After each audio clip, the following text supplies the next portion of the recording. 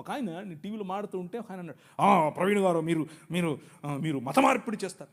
మేము ఎక్కడ మత మార్పిడి చేసామండి బాబు, ఏంటి ఏం లేదండి మీరు అవునా, నీకు ఇట్లా కాదులే, ఇంకొక రకంగా చెప్తా అని చెప్పి, సరే మీ పేరేంటి అంటే చెప్పాడు. ఆయన ఆబ్వియస్గా బ్రాహ్మణుడు, క్షత్రియుడు, వైశ్యుడు కాదు. అంటే ఎవరు మీరు అర్థం చేసుకోండి, శూద్రుడో ఇంకెవరో ఉంటాడు. మీరు స్కూల్కి వెళ్ళారా అని అడిగాను. మీ అమ్మగారు ఏం చేస్తారు అని అడిగాను. మా అమ్మగారు లెక్చరర్ అండి అన్నాడు. ఏ కాలేజీలో అని అడిగాను. చెప్పారు. అయితే మీరు సగం క్రైస్తవులే అన్నాను. అదేంటి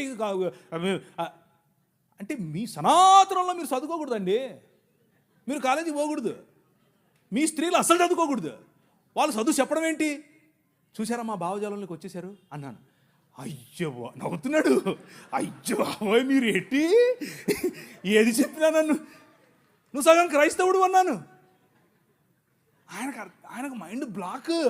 ఏంటంటే చెప్పాను. చూసారా, దేవుని రాజ్యం ఆవగింజంతదే, కానీ అది పెరుగుతుంది, నీకు తెలియకుండానే పెరుగుతుంది, విస్తరిస్తుంది, మహావృక్షం అవుతుంది. మీ అమ్మగారికి చదువు చెప్తుంది. అర్థమైందా?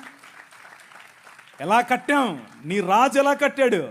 స్త్రీలకు చదువు, వాళ్ళు రొట్టెలు ఎత్తాలి, వాళ్ళు అన్నం వండాలి అని మాట్లాడుకుంటూ ఉంటే, వాళ్ళు షెడ్యూల్ వేసుకోవచ్చా వేసుకోకూడదా అంటే మగవాళ్ళు, పురుషులు, మనము స్త్రీలను పురుషులను పక్కపక్కను కూర్చోబెట్టి 200 సంవత్సరాల క్రితమే చదువు చెప్పాం.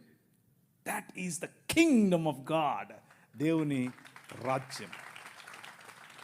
ఆ రాజ్య ప్రభావానికి తట్టుకోలేక, నిజమైన మనుష్యత్వాన్ని చూసి తట్టుకోలేక మతం గిలగిలగిల కొట్టేసుకుంటుంది. అదే జరుగుతుంది ఇప్పుడు.